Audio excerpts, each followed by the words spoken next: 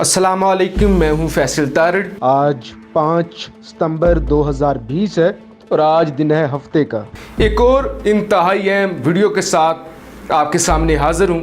इस वीडियो में मैंने आपके सामने 5 बड़ी खबरें रखनी है और हमेशा की तरह कोशिश करनी है कि कम वक्त में आपके सामने ज़्यादा मालूमात रख सकूं। 7 से 8 मिनट में 5 बड़ी खबरें रखूंगा और मैं चैलेंज करता हूं सबको कि आप मुझे बताएं कि पाकिस्तान में मेरे अलावा किसी ने इतनी ज़्यादा रिसर्च आपके सामने रखी हो। सिर्फ इमरान रियाज खान साहब को छोड़कर उनकी रिसर्च का कोई भी मुकाबला नहीं कर सकता।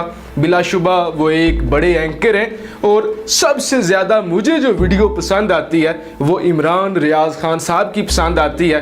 तो लिहाजा उनके बाद अगर कोई अच्छी वीडियो आपके सामने रखता है तो मुझे ज़रूर बताइएगा, ताकि मुझे भी थोड़ा मेरे इल्म में भी इजाफा हो, मैं भी उनसे सीख सकूं।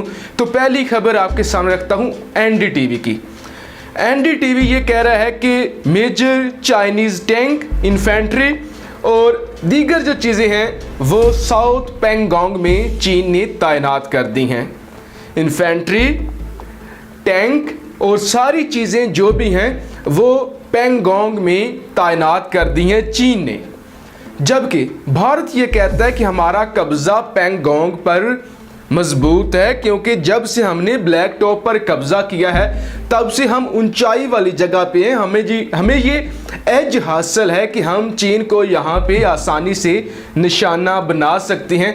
लिहाजा अब चीन हमसे नहीं बचने वाला, हमें एज हासिल हो गया है क्योंकि हमने ब्लैक टॉप पे कब्ज़ा कर लिया है और चीन अब उस कब्ज़े को चैलेंज करने के लिए आ रहा है। चीन नए टैंक और नया साजो सामान लेकर भारत पर हमला करने वाला है। ये एनडीटीवी की खबर है। दूसरी खबर रॉयटर्स की। रॉयटर्स एक बड़ी एजेंसी है न्यूज़ के हवाले से। वो कहते हैं कि ये सब कुछ क्यों हो रहा है, भारत इतना ज़्यादा गुस्से में क्यों है, भारत क्यों गुस्से में है, भारत को क्यों तकलीफ़ हो रही है। वजह यह है कि चीन तिब्बत को एक्सटेंड कर रहा है। चीन तिब्बत के इलाके में रेलवे लाइंस ला रहा है।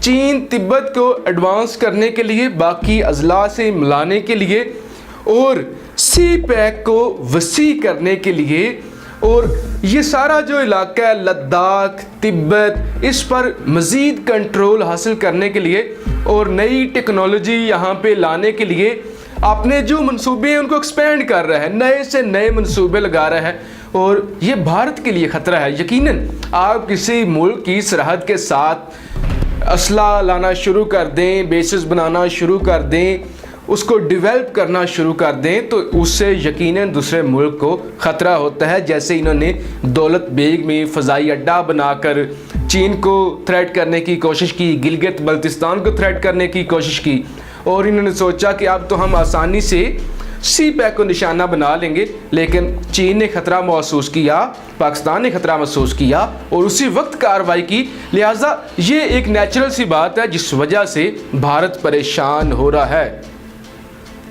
इससे भी बड़ी खबर, तीसरी खबर रशियन मीडिया की।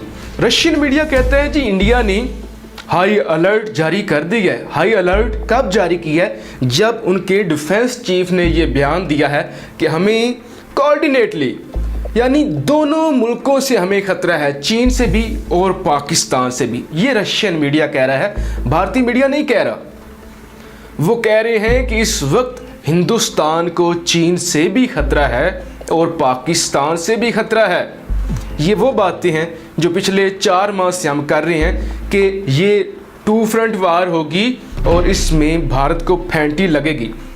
अब जो आगे चल के खबर मैंने आपके सामने रखनी है वो इंतहाई अहम खबर है। खबर है यूरो एशियन टाइम की। यूरो एशियन टाइम एक बड़ा अदारा है। यूरो एशियन टाइम कहता है जो पैंगोंग में लड़ाई हुई है। अब मैं अगर चाहता तो ये खबर आपके सामने ना भी रखता, क्योंकि ये चीन के हक में नहीं है। अगर मैं चाहता तो मैं ये खबर स्किप कर सकता था, आपके सामने ना रखता, आपके सामने वही खबरें रखता जिसमें चीन का पलड़ा भारी हो, जिसमें पाकिस्तान का पलड़ा भारी हो, जिसमें भारत को मार पड़ रही हो। लेकिन पूरी ईमानदारी के साथ यूरो एशियन टाइम की खबर आपके सामने रख रहा हूँ। यूरो एशियन टाइम लिखता है कि जो पैंगोंग में क्लैश हुआ है उसके नतीजे में 30 चीनी फौजी ज़ख्मी हुए हैं, 30 फौजी इंजर्ड हुए हैं। यानी अच्छी खासी तैयारी के साथ भारत गया था पैंगोंग में हमला करने के लिए, जिसके नतीजे में 30 चीनी फौजी ज़ख्मी हुए हैं। लेकिन भारतीयों को खुश होना नहीं चाहिए। खबर में यह भी लिखा गया है उनके तो 30 ज़ख्मी हुए हैं, भारत का एक बंदा मारा भी गया है, भारत का एक फौजी कत्ल भी हुआ है, हलाक भी हुआ है, उनके सिर्फ ज़ख्मी हुए हैं। लिहाजा इस बात से अंदाज़ा होता है कि भारतीय फ़ौज अब अग्रेसिव है। भारत को अब पता है कि हमने लड़ना है, लड़ने के अलावा हमारे पास कोई दूसरा ऑप्शन नहीं है। लिहाजा जी ये यूरो एशियन टाइम की खबर मैंने आपके सामने रखी है और ये तिब्बत का मीडिया ने दावा किया है। जो तिब्बत का मीडिया है, तिब्बत मीडिया ने ये दावा किया है। वो कहते हैं कि 30 चीनी फौजी ज़ख्मी हुए हैं। चीन की जानिब से कोई सरकारी बयान सामने नहीं आया। सबसे आखिर में सबसे बड़ी खबर, China says India will pay a heavy price for inviting their part of Pangong region. खबर है जी, चाइना ये कहता है कि इंडिया को इतनी भारी कीमत अदा करनी पड़ेगी जो इन्होंने हमारे इलाके पे आके कब्ज़ा करने की कोशिश की है, जो इन्होंने हमारे इलाके पे धावा बोला है, इतनी भारी कीमत इन्हें अदा करनी पड़ेगी कि ये सोच नहीं सकते। एक बात याद रखिए, आज रशिया में मुलाकात हुई है राजनाथ सिंह की और चीनी डिफेंस मिनिस्टर की। एक जानब मुलाकात हो रही है, दूसरी जानब दुनिया के बड़े अखबार की जानब से ये खबर लगना कि चीन ने वाज़ेह तौर पे कहा है कि आप इतनी हैवी कीमत अदा करेंगे, इतनी बड़ी कीमत हम आपसे वसूल करेंगे जो आपने हमारे इलाके पर, खबर आप सुनिए, आपने हमारे इलाके पर, यानी पैंगोंग हमारा इलाका था जिस पे हमारा कब्ज़ा हो चुका था, आपने उस पे इंटरफेयर करने की कोशिश की है। लिहाजा अब जो आपका हाल होगा वो दुनिया देखेगी। लिहाजा जी ये सूरत हाल है, बिल्कुल अभी तक टेंस माहौल है, कोई ब्रेक थ्रू नहीं मिल रहा और ना ही कोई मिलने की उम्मीद है। अपनी राय का इजहार ज़रूर कीजिएगा। पाकिस्तान जिंदाबाद।